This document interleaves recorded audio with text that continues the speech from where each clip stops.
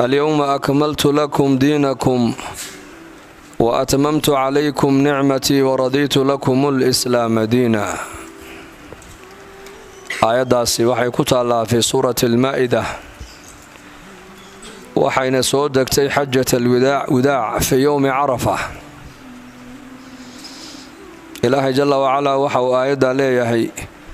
al-yawma maanta ayaan akmaltu lakum diinakum diintiinii ayaan idin dhammaystiray baa Ilaahay yidhi. aayadaasi diinta innaka la inoogu talagalay diinta Ilaahay baa la diintan innaka iska leh oo diintiinii maanta ayaan idin dhammaystirnay baa Ilaahay yidhi. diintiinii dadku waxyaabaha kale maanta ay sheegtaan laakiin diinta ma sheegtaan. ilaahayna waxa uu leeyahay ma diintaad idinku leedihiin ee diinta sheegta. dadku maanta dhulkay sheegtaan oo dhulka qaar waxay raadaan annaka le qaar waxay sheegtaan waxay ku tabceen adduunyada ay arkayaan bay sheegtaan. aqalkan aniga le gaarigan aniga le ilmahan aniga le mehradan aniga le dhulkan annaka le may waxa soo dhan ilaahay baa iska leh adigu laakiin diintaad leedahay. وأتممت عليكم نعمتي نعمة ديدين ما أنت عندوش إنك تامي لي بإله يدين نعمة ديدين نعمة الإسلام نعمة القرآن نعمة الأحكام دينت إلهي مركا وشيغانا يا نعمة بكو شيغتا إنيته وهي دينتو النعمة adduunyaduna waa niqmad.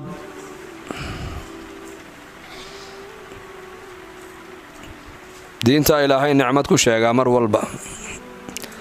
dadka ilaahay dushooda uu nicmada uu dhigayna markuu ka waramayay ilaahay waxa uu lahaa adoomihii dushooda aan nicmada dhignay baa ilaahay lahaa in huwa illaa cabdun an'amna calayhi wajacalnaahu mathalan libani israa'iil. نبي الله عيسى عليه السلام إلهي مركو كورمي وحولها عيسى ابن مريم ما هين هدو أهانا وحو أهاون الضون بوها الضون أندوشي سنعمد دقنبوها بإلهي يدي وجعلناه مثلا لبني إسرائيل ربني إسرائيل أنو قدقنا مثل أيكو ديدان نبي عيسى عليه السلام الضون بوها سدا أي نصاردو أي شيغيان ما هين addoon buu ahaa addoon ilaahay buu ahaa rasuul buu ahaa ilaahay soo diray tabaaraka wa tacaala. markaasaa ilaahay leeyahay addoon dushiisa nicmad aan dhignay buu ahaa. nicmadda markay culimmadu ay sharxeen waxay yidhaahdeen nicmadda uu ka warramayo ilaahay nicmadda adduunyada ma ahayna waa nicmadda diinta weeyaan. oo nebi ciise calayhi salaam adduunyada aqal uu galana ma lahayn dhar xataa cawradiisa qariya oo aad u waaweyn oo fadfaadana ma sidan jirin baa la yidhi in yaroo markaa cawradiisa uu ku asturoon buu nebi ciise lahaa calayhi salaam. dhar badan oo innaku maanta sida aan dharka aanu leenahay nebi ciise dhar tiro badanna ma lahayn in yaroo cawradiisa uu ku asturo unbuu lahaa. adduunyadana nebi ciise aqal kuma lahayn baa layidhi. markii layidhi aqalkaadii mee wuxuu yidhi aqalkayga saqfigiisuna waa samada gogashayduna wuxuu odhan jiray waa faraashkayguna waa dhulka. laba shay buu nebi ciise adduunka dusheeda ku lahaa bay culimmadu yidhaahdeen barkin uu barkado iyo weel yaruu biyaha ku dhaansaduu ku cabbo ama uu ku maydho. labadaasuu nebi ciise wax adduunyaha uu ku lahaa. labadiina nebi ciise calayhi salaam uu ka maarmay oo iska tuuray. waxauna kaga maarmay markuu arkay nin reer miya oo sacabkiisa biyaha ku cabbaya kuna maydhanaya markuu arkay ayuu yidhi weelkani waa igu ziyaado deedna uu iska tuuray. haddana maalin kaluu arkay nin baadreer miya oo gacantiisa maaragtaanay ka dhigtay barkin oo barkaday markuu arkay ayuu yidhi maaragtaanay barkintanna waa kugu ziyaado waa israafe iyadiina uu iska tuuray. marka nicmadan ilaahay nebi ciise uu dushiisa dhigay ee qur-aanka uu sheegaya bay culimmadu yidhaahdeen ma ahay nicmad adduunye ee nicmadda adduunyada nebi ciise sidaa culimmadu ay sheegeen buu ka ahaa. oo adduunka dusheeda aqal kuma lahayn gogol maaragtaana uu ku seexdana ma lahayn weelal uu cuntada ku cunana ma lahayn dhar uu ku babadishana ma lahayna in yaroo cawradiisa uu ku asturo uunbuu lahaa nebi ciise calayhi salaam laakiin nicmadan qur-aanka uu sheegaya bay culimmadu yidhaahdeen waa nicmada maaragtaane nicmatulhidaaya ilaahay baa hanuuniyey ilaahay baa islaamnimada ku deeqay shareecad la yidhaahda injiil baa ilaahay u soo dhiibay nebi rasuula ayaa ilaahay ka yeelay bal shanta nebi ee nebiyada ugu qiimaha badan leh ululcasmi la yidhaah qur-aanku sida gaarka uga warramay ayuu nebi ciise ka mid ahaa calayhi salaam qur-aankana meelo fara badan baa ilaahay ku sheegay nebiga magaciisa iyo taariikhdiisaba marka innakana ilaahay baa inagu leh alyawma akmaltu lakum diinakum maanta ayaan diintiinnii ininka inii dhammaystiray wa atmamtu calaykum nicmatii nicmadaydiina maanta ayaan dushiinna ku taam yeelay waradiitu lakum lislaama diina diinta islaamkana baa ilaahay aniga raalli inigala noqdo inii doortay baa ilaahay nagu yidhi aayaddaasi markaa xajat alwadaac bay soo degtay markii nin yahuudiya ayaa cumar bnu khataab ku yidhi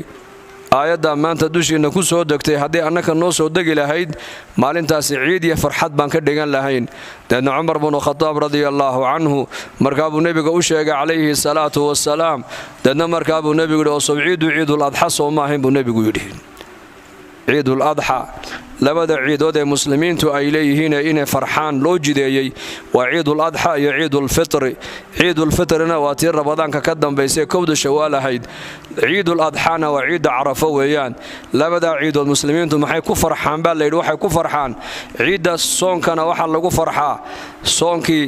aad maalinkiina aad soo dhammaystirtay qiyaamaleylkiiyo taraawiixdiina ilaahay uu ku dhammaystiray ayaa farxaddeeda lagu farxayoo loo ciidaabay culimmadu yidhaahdeen soo ciidda ciiduladxana waxaa loo ciidayaa shareecadda iyo diinta maalintii nebigeenna la noogu dhammaystiray xajat alwadaac ayaa layidhi diintii baa lainii dhammaystiray ku farxa baa layidhi markaa maalintaas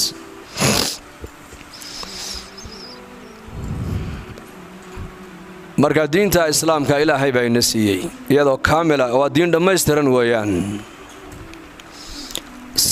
seeskeeguna waa arkaan alislaam iyo arkaan aliimaan saqfigeega halka ugu sarraysana waa xusnul akhlaaq bay dhahdeen culammadu diinta islaamku sees aqal walba marka la dhisaya sees buu leeyahay seeska diinta islaamku waa arkaan alislaamka iyo arkaan aliimaanka arkaan alislaam an tu'mina billaah أن تشهد أن لا إله إلا الله وأن محمدًا عبده ورسوله وتقيم الصلاة وتؤتي الزكاة وتصوم رمضان وتحج البيت إن استطعت إليه السبيل أركان الإسلام كي أركان الإيمان كنا واللحويان أن تؤمن بالله وملائكته وكتبه ورسله واليوم الآخر وبالقدر خيره وشره من الله تعالى لحظة أركان الإيمان والتوحيد كشهادتين ماركتان اللقوة إضافين يا وضحوص إيمان يا مويان ركن كأساسي وحويان وإله جل وعلا إله إلا الرمي الآمن ويان نبى نبينا ويمد عليه الصلاة والسلام وحول قل لي في الإسلام قولا لا أسأل عنه غيرك لا أسأل عنه أحدا غيرك نبي الله دين تا إسلام كقول إقده أذيك دبضانا عدا بأنا ويدين مرقاب النبي كيد عليه الصلاة والسلام قل وحاتر هذا آمنت بالله ثم استقم وحاتر هذا إلهي وان رميي وان آمني لأن دين تا إسلام ككوت تصنوب النبي قل استقامك يالو دين تا إسلام كإلهي كوكو داقي آمن إلهي كما هو بأسمائه وصفاته جل وعلا سيدا إلهي جل وعلا وحق أيش إن لو آمن أو آمن أسماء إلهي آمن صفاتك إلهي أزلقنا آمن صفات الله عز وجل إلهي نمر والبكف أكفكر ذات ذي سي وعد كفكر تا خلقك إلهي كفكر لا تتفكروا في ذات الله بنبي قل تتفكروا في مخلوقات الله ولا تتفكروا في ذات الله فتهلكوا بنبي قل عليه الصلاة والسلام هكفكرنا بنبي قل يا إلهي جل وعلا لكن واحد كفكر إنسان بنبي قل إلهي مخلوقات كيس كفكر أزويدين إلهي جل وعلا سدو يجيهي طول يجيهي taaha ka fikirina buu nabigu yiri yaa abuuray ayaa dhalay halkuu ka yimiday halkuu ka bilaamay may haysweydiin taa haddaad ka fikirtaan buu nabigu leeyahay waad halaagsamaysaan laakiin waxaad ka fikirtaan ilaahay makhluuqaadkiisa ka fikira makhluuqa ilaahay abuuray ee horteena socda eeg oo dana ilaahay azza wa jalla awoodiisa ka dhaxarag marka ilaahay aamin kama huwa bi asmaa'ihi jalla wa ala wa sifaatihi sifaatkiisa ilaahay aamin dana thumma istaqim ilaahay markaad aaminto ee shariicadiisa islaamkana aad aaminto ee shariicadiisa islaamkana aad ku dhaqanto waxa laga rabaa diinta islaamka inaad ku yeelatid maaragtaan istiqaamo ku yeelo ku sugnow markaa istiqaamada waa maxay waa toosnaan ku toosnow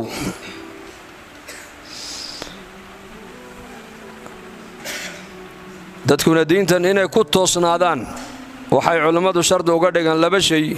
qofku inuu iimaan dhaba leeyahay oo iimaankiisu kaamil yahay iyo inuu haysto maaragtaan mujtamac wanaagsan oo diin ku dhaqmaya inuu haysto qofku labadaas yaaba ayaa u dhib yareynaysa qofka diinta islaamka inuu ku sugnaado una ku dhaqmo iimaan yaqiin dhaba inaad u leedahay diinta islaamka بقدر الخوف hadba intaad ilaahay aad garata ee ilaahay ka baqaysid ayaad amarkiisa ku toosnaan hadba intaad macluumaad leedahay maaha macluumaadku waa gooni hadba inta iimaankaagu iyo yaqiintaadu ay dhisanto ayaad diintana maaragtaan aanad ku dhaqmi kari aanad ku toosnaan kari ogow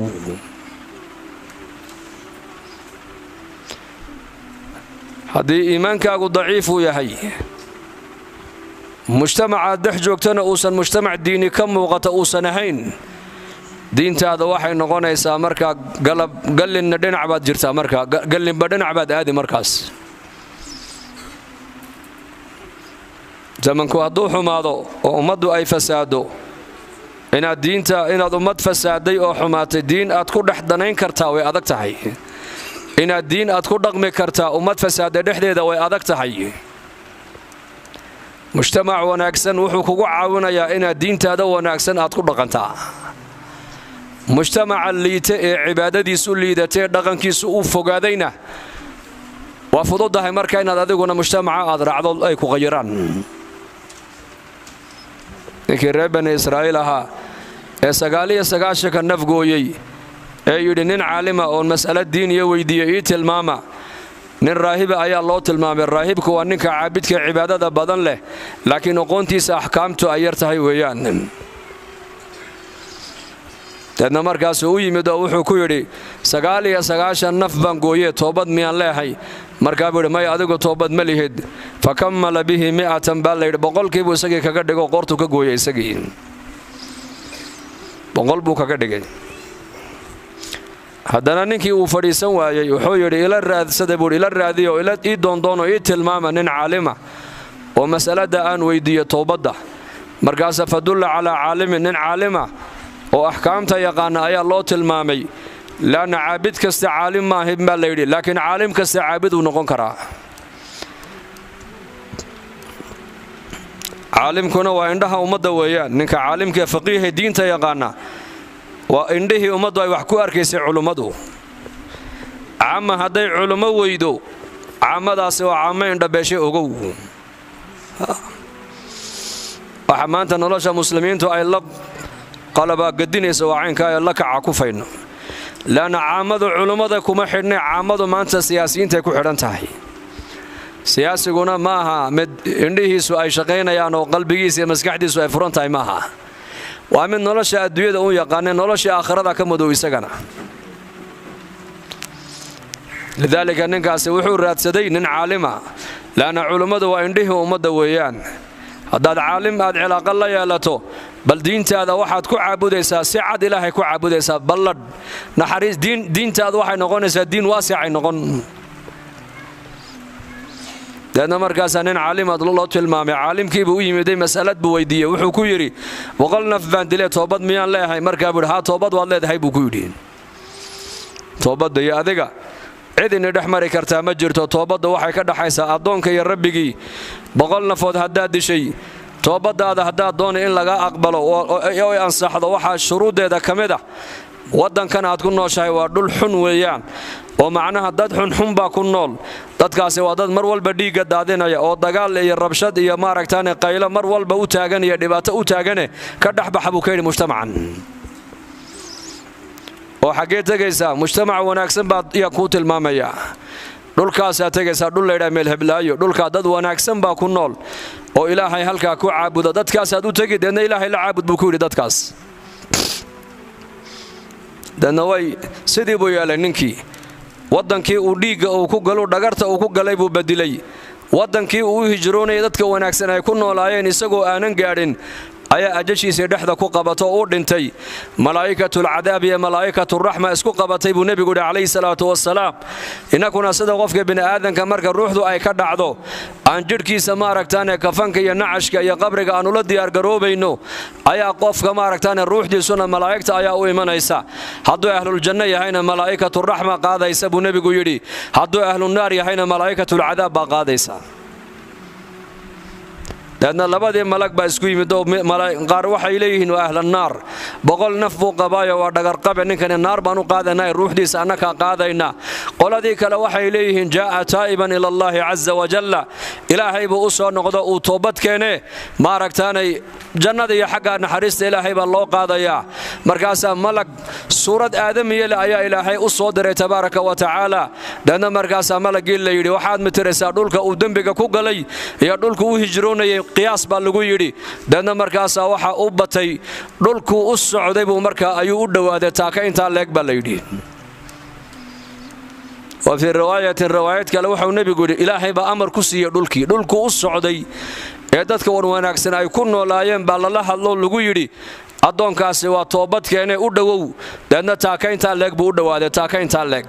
sidaas markaa malaa'iktii naxariistu ay ku qaadaan ahlul janno ku noqdaan la yiri وشرع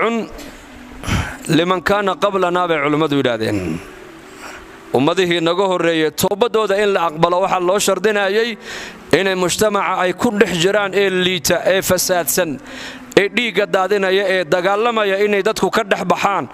oo mujtamac wanaagsan oo diin loo alla ka cabsila meesha ay joogaan inay u hijroodaan ayaa maaragtaan shariicadihii ummadaha hore kamid ahayd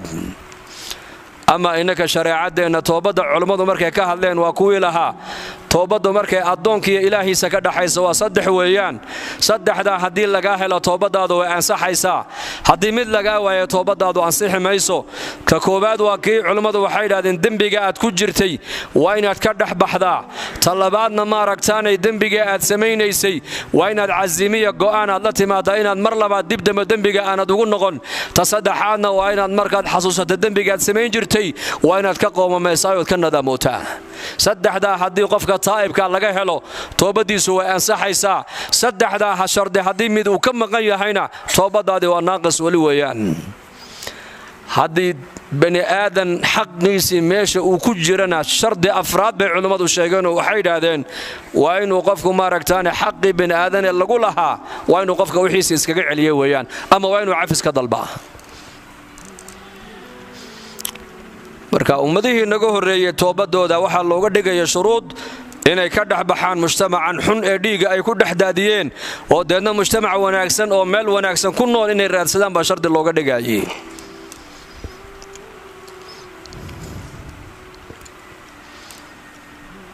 marka waa min asbaab istiqaama ala diin qofku inuu diintiisa ku toosnaado oo ku sugnaado labada bay culimadu shardi uga dhigaan inuu iimaankaagu kaamil yahay hadduu iimaankaagu kaamil yahay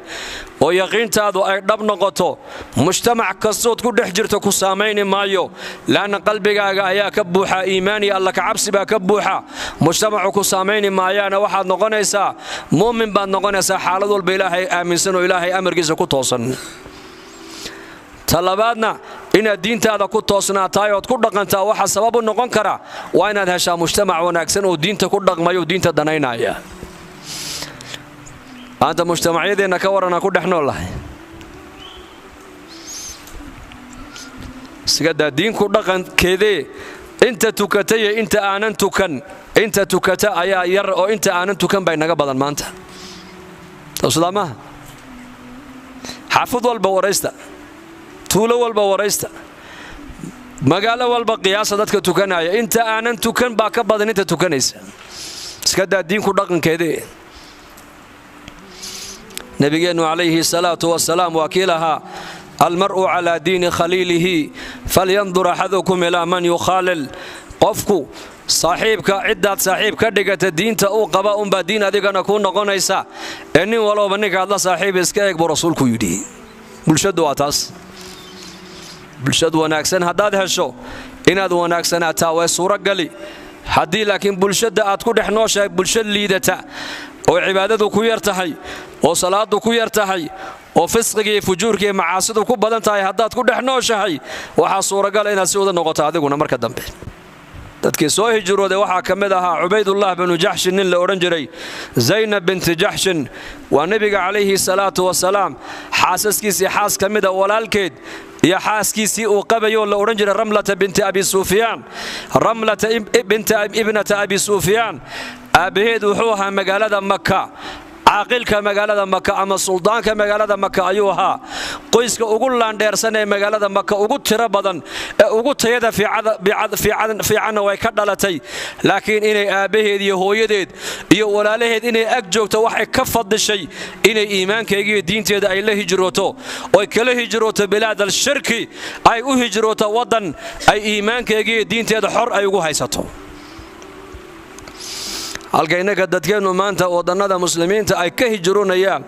ay uga hijroonayaan maaragtaan ciyaalka ayaan tacliin la raadsanaya ciyaalka ayaan caafimaad la raadsanaya ciyaalka ayaan nabad la raadsanaya ciyaalka ayaan bariis la raadsanaya may waxa diinta islaamku kuma ogolo wadan muslima inaad ilmahaaga ka qaadataa oo wadan gaala aad u doonataa maciishad diinta islaamku kuma ogolo diinta islaamku waxay ogoshahay wadannada maaragtaan gaalada ee iimaankaaga iyo diintaada dhaawacaya inaad kala soo hijrootaa ilmahaaga oo u soo hijrootaa meesha aad isleedahay iimaankaaga iyo diintaada way ku xafidmaysaa inaad timaaday diinta islaamku ku ogoshahay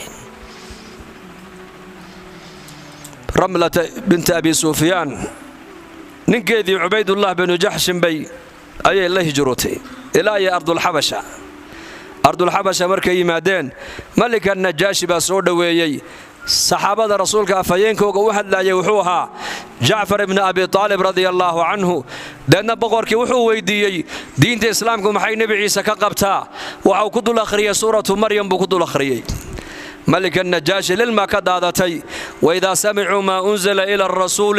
ترى أعينهم تفيض من الدمع مما عرفوا من الحق يقولون ربنا آمنا فاكتبنا مع الشاهدين وما لنا لا نؤمن بالله وقد جاءنا من الحق ونطمع أن يدخلنا ربنا مع القوم الصالحين في سورة المائدة إلهي جل وعلا واكا كغور رمي حالة بقر كان النجاشي كتمدي مركي جعفر بن أبي طالب ودوشي سكو أخريي سورة مريم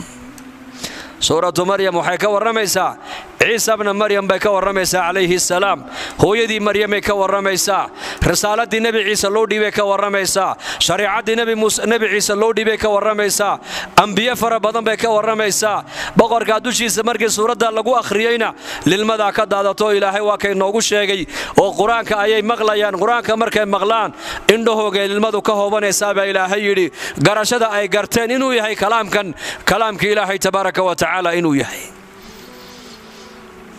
markaasuu yidhi wallaahi kalaamkii nebi muuse afkiisa ka soo baxayay waa tawraad iyo kalaamkii nebiyullaahi ciisa ibn maryam afkiisa ka soo baxayo injiila iyo qur'aankaasi meel keliya ka soo wada baxeen waa waxyiga ilaahay buu yidhi dhulkaygu waa dhul nabada amni baad ku haysataan cadaalad baad ku helaysaan halka iska degay buu ku noolaado halka ilaahay ku caabuda marka aqal yar bay marka qoys intii u wada socotana aqal yar baa la siiyay dhisteen oo cariish bay dhisteen gabadha Ramlata bint Abi Sufyan radiyallahu anha habeenada kamida waxay ku manaamtay ninkeedii oo suuradiisii la bedilay markaasay ku tiri waryaa waxaan ku manaamay adoo suuradaadii la bedilay maxaa ka jira sidee wax u jiraan wuxuu yidhi waxaad aragtay waxba kama jiraan naga seexa buu ku yidhi haddana habeen labaad bay ku manaamtay ninkeedii oo suuradiisii la bedilay markaa bay ku tiri warrayadii baa igu soo noqotee see wax u jiraan ii sheeg haddana habeen saddexaad bay ku manaamtay markaa bay isagii baa runta sheegoo ku yidhi anu diintaydii waan bedilayoo diinta islaamka waan ka baxo diinta nasaaradan galay buu ku yidhi inna lilaahi wa inna ilayhi raajicuun ayaan darro weeyaan oo ayaan darane ninka islaamnimo la soo hijrooday ee maka kala soo hijrooday iimaan iyo islaamnimada inuu badbaadsado ee ardal xabasha markuu yimidana fitnoobay waa nas'al allah alcaafiya ilaahay baan ka magan galay inuu inankana nafadneeyo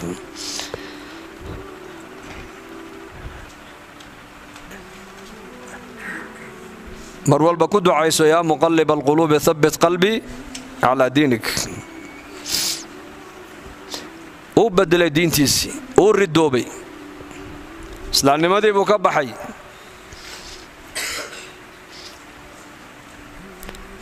mar hadduu qofku diinta islaamka ilaahay siiyey uu ka baxo diin kaloo xaqoo adduunyada jirta ma jirta ogow laa yasmacu bi axadun min hadihi alummati yahuudiyun walaa nasraaniyun ثم يموت ولم يؤمن بالذي أرسلت به إلا كان من أصحاب النار بالنبي عليه الصلاة والسلام أحد أمة محمد أحد أمة إذا أما يهود هذا بالنبي أما النصراني من هذا إمام مغلو حدو إمام مغلو يسقو أنك أنني الرومين هدي أجتش كتي ما دنا كاس النار بكو عيب رسولك يدي إسلام دين إسلام مر هذا الدنيا تمدي وحي أدون كدين إسلام نمده هرتي جري ودين دين الإسلام كويدا مصحده وجو ساس أمريكا نكاس وكون نقدم مرتد والردوبي إسقى شارب الخمرية والردوبو مرتد ودين الإسلام كان نقدم أرض الحبش وكون انتهى ليدي رملة رضي الله عنها ده نقولي جدي بأمريكا يدو كل جد هبين مدوها لك كوسحة أقل دحدي waddanka ay timidana dadka ku nool afkooga garani mayso ninkii kaliya weelka ay ka dhiganaysay ee aabaheed iyo dadkeega iyo ubadkeega iyo qaraabadeedii ay ka soo raacdayna ee weelka u ahaana uu ka ridoobay intuu ridoobay isagoo shaarib al-khamriya ayuu ardul xabasha ku dhintay baa la yidhi kaligeed markaa aqal dhex seexataa waxaa taariikhda ku qoran habeenada kamida waxay ku manaamtay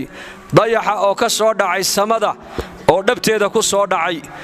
salama radiyallahu anha oo jamaacada muhaajiriinta la socotay bay manaamkii u sheegtay oo tii manaamka baan arkay bali cabira markaas ay dumarkii la soo hijrooday waxay ku yiraahdeen wallahi garan mayna waxaan u maleynaynaa nin sayid suldaan xaaqil boqor waxa bini aadanku darajaad iyo mansab adduunka dusheeda ay ku sheeganayaan nin ka wada darajad sareeya inuu zawjku noqoni doono ayaan arintaasi u malaynayna dayaxa dhabtaada ku soo dhacay ayaan ku cabiraynaa bay ku yiraahdeen riyada wanaagsan ee ku manaamta ilaahay xaqiisa ka ahaatay buu nabigu yiri qofka aad isleedahay khayr ba ku tuhmayaaba loo sheegaa waa wuxuu kugu cabiro qofkaasi weeyaan riyada xun ee hawaawiga naxdinta badan lana taa lama sheega buu nabigu yiri shaydaan xaqiisa ka ahaato lama sheego waxna ka qaadi mayso laakiin riyo wanaagsan baad ku riyootay oo farxad leh waxaad jeceshahay wax ka farxiyay qofka aad isleedahay qofkaas uu ka khayr badan yahay diintana aqoon buu kaaga leeyahay oo ka aqoon fiican yahay waana ka iimaan fiican yahay qofkaas loo tagay manaamka baan arkay cabir baa la yiraahdaa wuxuu kugu cabiran oo noqdaa bay culimadu yiraahdeen riyada xun ee hawaawiga ee naxdinta leh adoo aqal kugu gubtay ama adoo gaadhi kula qallimay ama adoo diyaarad kula dhacday ama adoo aaska qayb galay ama adigoo buka ama adigoo fool xun riyooyinka xun lama sheego waayo shaydaan bay ka ahaatay buu nabigu kaleey salaatu wasalaam habeenkii riyada noocaas ah naxdinta la markii lagu manaamay la soo ambabare la kaco waxa sunna ah 3 jeer ba qandhoof yar dhinaca midig ba laga tufa xagga bidix ayaa naqasir laga afuufaad a'uudu bi kalimaati illaahi taamati min sharri ma khalaq dadna marka jiifka dhinacaad u jiiftana waa la bedelaa rasuulku sallallahu alayhi wasallam marka ayadu waxay ku manaamtay dayax dayaxii oo samada ka soo dhacay oo dhabteeda ku soo dhacay waa riyo wanaagsan markaa bay u sheegtay ummu salama radiyallahu anha riyadii waxa loogu cabiray nin mansabkiisa iyo darajadiisa waxaan ku qiyaasnaa annagu aanan garanaynin ayaa zawj ku noqon doona baa lagu yidhi yaa u noqday markaa zawj ma taqaanaan nabigeena muxamed calayhi salaatu wasalaam ayaa jibriil baa u yimid oo ku yidhi rabbigaa baa ku soo salaamayey salaam baa rabbi kaaga wadaa waxaana lagu amrayaa inaad guursatid ramlata binta abi sufyaan gabadha ninkeedii ku weyday ardulxabasha ee ilaahay dartii ardulxabasha iyadoo muhaajirada u joogta ee keligeedna aqalka yare cariishka dhex seexanaysa gabadhaasaa zawjad inaad ku noqoto lagu amree halkaa ka guurso ka mehersan lagu yidhi deedna markaa buu nebigu soo diray markaa ergo boqorkii najaashi baa nebiga meherka ka bixiyey dadkii iyada la socdayna waxay ka dhex dooratay Khalid ibn Saciid ay ku tiri adiga iga noqonaya bay ku tiri ma aragtaan weligeyga adiga iga noqonayo adaa dad igu dhow taana markaa bay noqotay ummul mu'miniin radiyallahu anha ramlata bint abi sufyaan gabadh qiimo badan bay noqotay madiina ayaa nabiga loogu keenay kaleey salaatu wasalaam daana madiina markay timiday ayuu nabigu dajiyay aabaheed Abu Sufyaan oo markaa gaala oo wali aanan islaamin ayaa magaalada Madiina u yimid inuu nabiga la galo sulx iyo heshiis markay nabiga wada hadleen ee ay sulxigii arrimihii laga wada hadlay ayuu istiri bal inantaadii ramla sii maro sii buuqo daana markaa buu aqalkeedii buu galay gogoshii nabigeenu ku jiifsanaya markuu yidhi ku fadhiisatid gogoshii bay ka hor qaaday baa la yidhi markaa buu sidaa u eego wuxuu ku yidhi aabbo ma firaashka aniga ii qalmin mise anaa firaashka u qalmin buu ku yidhi maxaad iga hoos qaaday markaa bay ku tiri maya aabba firaashkan waa firaashkii nebi maxamed calayhi salaatu wasalaam uu ku jiifsanayey uma qalantid inaad adigu aad ku fadhiisatid bay ku tidhi waayo adigu nin mushrika oo nijaasa ayaa tahay firaashka nabi maxamed waa firaash daahira bay ku tidhi dalfirso iimaanku waa cajiib waa aabaheedii dhalay islaamnimada markay timaado diinta islaamku waa inaad garataa ayaa la xidhiidhinayn ayaa wax la siinayn ayaa la jeclaan ayaase la jeclaanayn ayaa xidhiidhka loo jaray ayaa xidhiidhka loo dayn waxaasoo dhan diinta islaamka ku amraysa alwalaa walbaraa bay culimmadu yidhahdaan alwalaa walbaraa yaase la xidhiidhin ayaase la goyn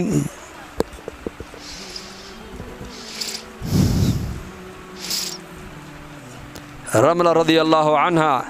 gabadh taariikh labay noqotay markii dambe taariikhdeedu cajiib ay tahay marka diintooday la baxsanayeen siday u badbaadiyaan iimaankooga islaamnimadooda Suhayb ar-Rumi radiyallahu anhu ayaa markuu hijroonayay Madiinada al-Munawwara nimankii mushrikiintu dhaxday u galeen markaasay ku soo baxeen nin maalqabeen Abu Suhayb radiyallahu anhu Aba Yahya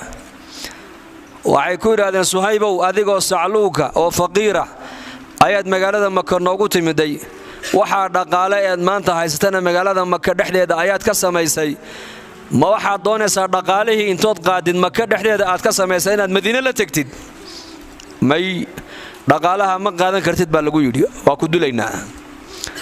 wuxuu yiri waad dilaysaan laakiin ana waa nidili buur ana wuxuu ma niga dili ogaada buur dagaalkana qaana buur nin waxaana hay Roomiya leebka sida loo gana ayaan qaanaa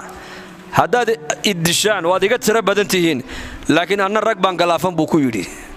haddaad dhaqaale oo doonaysaan dhaqaalaha ana ay nisiin buur lacagteedii oo dhan waan nisiin intaan watana gacantan iniga saari magaalada Makka ee ka soo baxay wixii dhaqaale meel yaalana waa nii tilmaami laakiin dariiqa ay banaya buu ku dariiqaas waayo nabigeeygi Muhammad calayhi salaatu wasalaam iyo saxaabadeedii baa ka daba tagaya iimaankayga iyo diinteyda ayaan ilaalsanayaa iimaankayga iyo diinteyda wax walba aniga igala qiimo badane dariiqa ay banaya buu ku dhahan mare agtooda diinta qiimo leh agtooda maxaa qiimo lahaa iimaanka lacagtu qiimo ma leh waa hagaag bay yidhaahdeen lacagtii buu gacanta ka saaray waa kana qaata magaalada makana madaxweynaha lacag baa igu aasana ka soo faqday buu halkaana kala soo baxa laakiin wadada ay banay buu ku yiri rasuulkaygii baan u tagay kaleey salaatu wasalaam ومن يهاجر في سبيل الله يجد في الأرض مراغما كثيرا وسعة ومن يخرج من بيته مهاجرا إلى الله ورسوله ثم يدركه الموت فقد وقع أجره على الله هجرة السعودان هجرة مؤبدة ماها هجرة يرو وقت ير أو كوبان انتي مقنادان أي مقالة مكة كسو نغنيان ماها وهجرة مؤبدة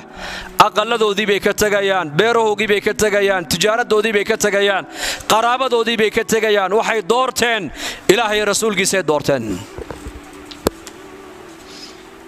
وحي ودن بوسي وضدي بيوبنيين مركز وصعدي هل ساعة قدهد أيوها نغني يوم القبانة ساعات كدبنا وحون نقضي نين فقير ونقضي سوق فقيرة وقعنتي ساشلين كجرين أيو مقالذي مكة سوق مدينة سوق قليبا ليدين أيا سودوي نبينا محمد عليه الصلاة والسلام ومحو نبي كو سودوي ربح البيع يا أبا يحيى ربح البيع أبا يحيى بيعك جنعسك هذا إلهي لقى شيء واتكلم عايشين والنبي وكيد ما أنت لأن اختبار بوها اختبار إلهي الرسول كأردنع يا دوية هذه أردنع كلا دورة بيهيد لأن إلهي عز وجل وحو كل هامية صحابي قاس إنه يراد العقد قيمة ملقاتها لكن نبي الله محمد بان كدبه تجي فرها يقعد وضدها اي بنيه امتحان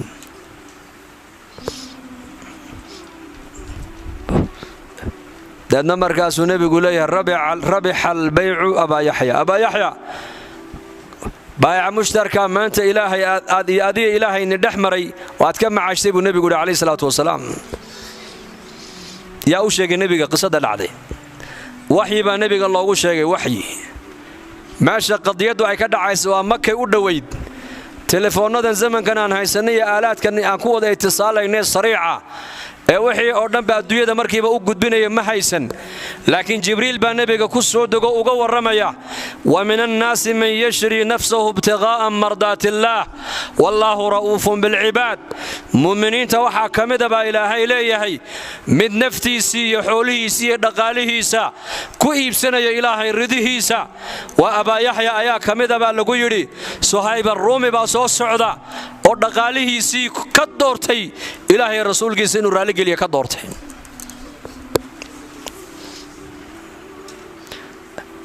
لعقتو أكتو ذا قيمة ماله قبيلكو أكتو ذا قيمة ماله دبلومكو أكتو ذا قيمة ماله أقلدو ذا أكتو ذا قيمة ماله دولكوغو أكتو ذا قيمة ماله أكتو ذا وحا قيمة لإلهي رسول كيسا صلى الله عليه وسلم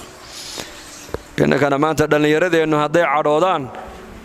وحي كو عرب حانين إلهي النبي أفلقاديان الدين تأفلقاديان وملائكة أفلقاديان وميانا دوغين قراء نمن قرآن أخرنا أو حفاظة عيدوا ذي إن ليدوات كو قالوا ذي المنافقين اسكدا دينيو ملائكة إلهي الرسول كو أفكال لقود تاقي يا معشر القراء نمن كي منافقين تيجري أبا در يا صهيب يا بلال بي أركانو مال فرديا ولبا السفر بي هايانو غزوة جهاد بي أسعدين وارقوا الذين قرآن أخرس بدن له باللقو يري مركا عنتاد اللعونينا محاين نقع عن توقوين مركا الدقالك اللي قالنا محاين نقفوا ليسن أريقا سيكا ورما وأريقا نيمك الصومالي دو اعتراضو هدان علموي عدعن موي عيدان كادايو حقا قلوين كيغا قلبيت كايدادا هدان علموي عدعن موي عيدان كادايو maxay ka dhigan tahay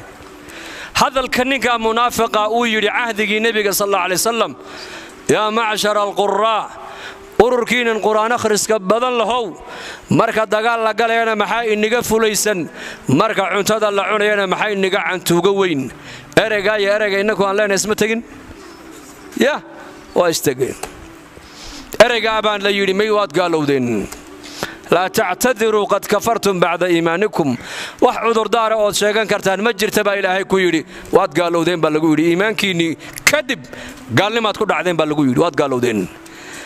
famaa maxaad u malayn markaa ninka ilaah iyo nebiga afka ku taagayana ilaahay hanu soo noqonno han toobadkeenno diintu kaftan ma gasho wamaa huwa bilhazli baa ilaahay yidhi wamaa huwa qur-aanku dheeldheel mu galaa dheeldheel ma galo ma aamana bilqur'aani man istaxalla maxaarimahu wixii qur'aanku xarrimay ninka xalaashada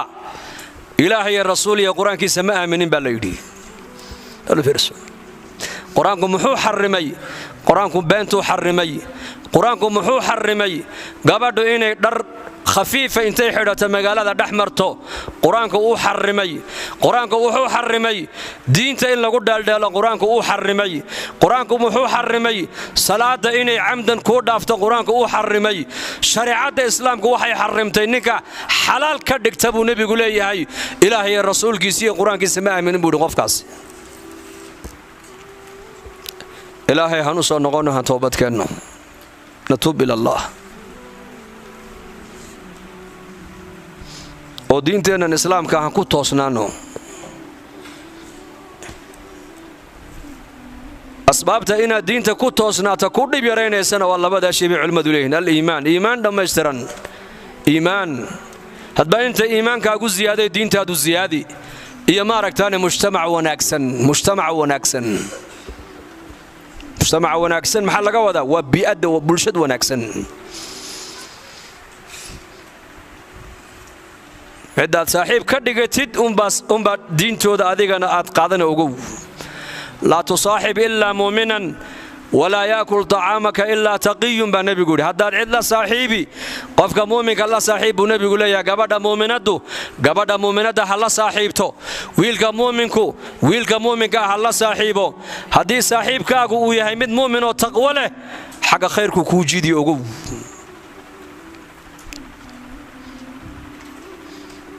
walaa yaakul طacaamaka ilaa taqiyun baa nebigu yidhi haddaad wax bixinaysidna waxaa awlaaya inaad siisa ka ilaahay ka baqaya haddaad sadaqad bixinaysid haddaad sakada bixinaysid xataa qaraabadaada haddaad wax siinaysid kuwooga alla ka cabsiga la xidhiidhiyo horta wax sii limaada kan ilaahay ka baqaya waxaad siisaa ilaahay daacaddiisu u adeegsan oo wanaaggu u adeegsan haddii aad siisa laakiin kan macaasida iyo qafladda ku jira waxaad siisa ilaahay cisyaankiisu u adeegsan marka mufsidka ha taageerina saalixa ayaa la taageeraa mar walba saalix iyo faasid mufsid iyo muslix dadku waa afartaa qaybood mid waa saalix waa mid isagu wanaagsan keliya bas naftiisa u wanaajiyey dadka kalena waxba kama gelin saalix baa la yidhaha waa saalixun linafsihi waa qofka keligii naftiisa wanaagsan wanaajiyey weeyaan midna waa muslix weeyaan naftiisana uu hagaajiyo uu toosiyey dadkana wuu hagaajinayaayo wuxuu leeyahay oo khayrka kaale ku soo xidhma buu leeyahay madaaristuu furayaa ummaddii buu islaaxinayaa qur-aankii buu barayaa gabdhihii buu asturka kala hadlayaa sunnadii nebigu ummadda ugu yeedhayaa masaajidda tacmiirka ugu yeedhayaa waa muslix weeyaan kaa muslixu intuu adduunyada joogana ilaahay waxa uu leeyahay halaaga soo dadajin mayno وما كان ربك ليهلك القرى بظلم وأهلها مصلحون با إلهي يدي وما كان ربك ليهلك القرى بظلم إلهي ربك ماها كقرية ظلم كهلاقايا أيضو إهلكيقو أيهين كودتك وناقوك كشقينايا دتك قرية دا كنول حتى هدي شركي أي كجران هدي فساد أي كجران هدي ظلم أي كجران لكن دد مصلحين وناق أمد لدح وريقيا أي دح جوغان dadka islaaxinaysa ay ku dhex jirto ilaahay waxa uu leeyahay halaagooga soo dadajin mayno halaagi mayno amma haddii dadku ay yidhahdaan waan wanaagsannahay annagu dadka xunna waxba nagama gelin kaa saalixa halaaga soo socda celini maayo macal isagana waa la halaagi markaas saalix iyo muslix faasid iyo mufsid faasidkuna waa ka naftiisa uu fasaadiyey mufsidkuna waa kan ummadda fasaadka la dhex socda balaayada qaylyasa iyo meela ayuu dhalinyarada ku kulminaya dhalinyaradii gabdhaha wiilashu meelaha ku kulmaan buu sameynaya mufsid alaat alfasad meel walba dhigaya marka afarta qole adduunyada ku nool saalix muslix faasid iyo mufsid marka mufsid muslix waa inaad noqotaa muslix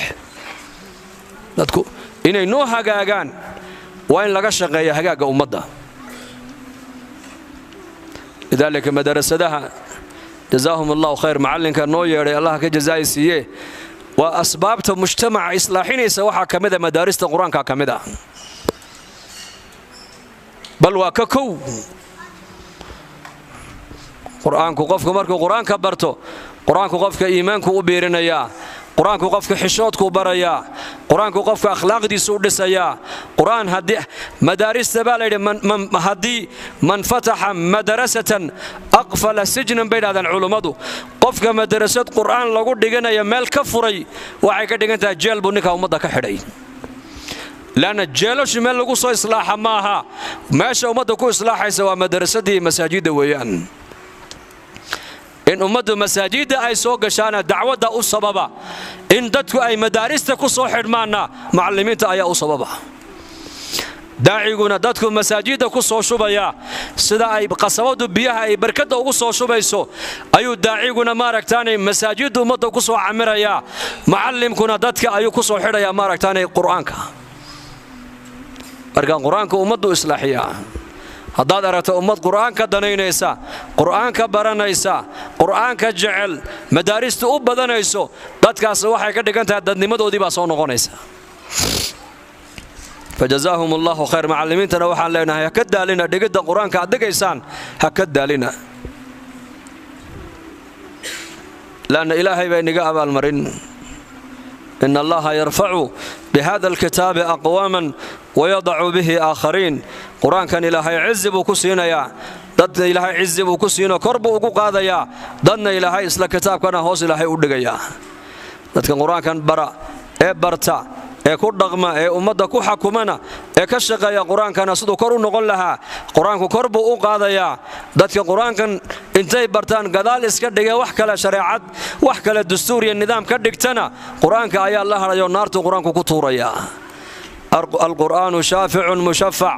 وماحل مصدق من جعل أمامه قاده إلى الجنة ومن جعل خلف ظهره ساقه إلى النار نبي عليه الصلاة والسلام وكيلها قرآنك وشافع ويان وإرقي سنة ولا أقبل يا وماحل مصدق والضوء ويان عد الضوضنا دودي سوى لا أقبل ولا الرميسان نبي يري من جعل أمامه قاده إلى الجنة قفك قرآنك هرتي سكيلا قرآنك الجنة حق u qaadaya qofka quraanka xaga dambe iska dhigana quraanku naartu ku tuuraabu nabigu kaleey salaatu wasalaam quraanka xaga hore iska dhig macnihiigu waa maxay imaam ka dhiga quraanka had baranayso eed ku dhaqmayso eed umad ku dhaqayso eed maaragtaan ku tarbiyadeynaysid waa inuu hada quraan laana quraanku waa shariicad dhamaystiran ilaahay baa noo soo dajiyay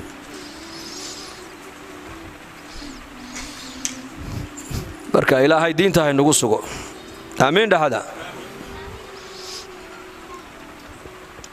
لا تكونوا إن معبو نبي قولي أن تقول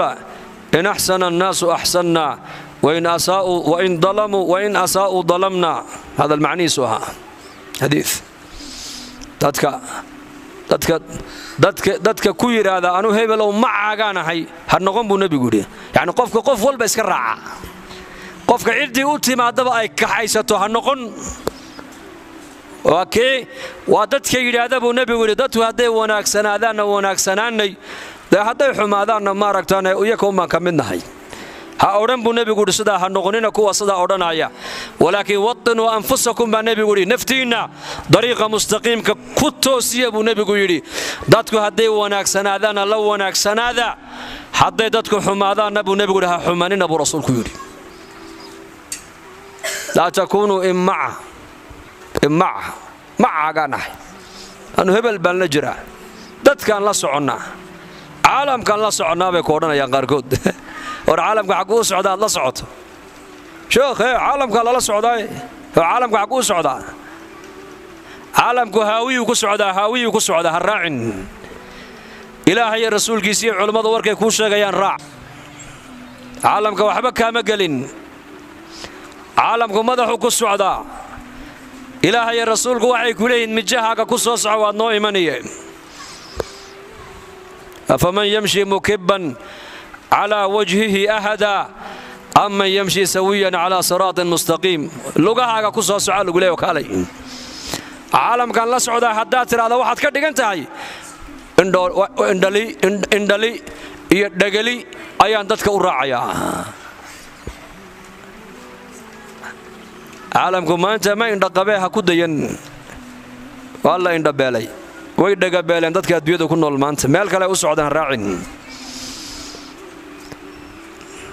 cid walba ha raacin dhangaagaale ha noqon cid walba iska raaca ilaahay rasuulkiisa kitaabkiisa sunnada nabi maxamed raac warka culimmadu ay kugu yeedhayaan baaqa culimmada ajiib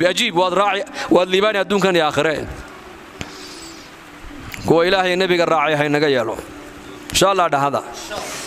maasha allah ku dadaala khayr baa inoo muuqda khayr baa ifaya zaman wanaagsan baad moodaa inuu zamankan yahay runtii sida ummaddu khayrka ugu soo jeesatay innakana waxaan rajaynayaa ilaahay inuu khaatimada inoo hagaajiyo waxaa khayran sheegaynana ilaahay inuu ka yeelo ikhlaas oo maalinka qiyaamahana ilaahay naga abaalmariyo diintana kuwa ku sugnaada ee ku khaatimaysta allah inaga dhigo hada wabillaahi tawfiiq wa sallallahu ala sayyidina muhammad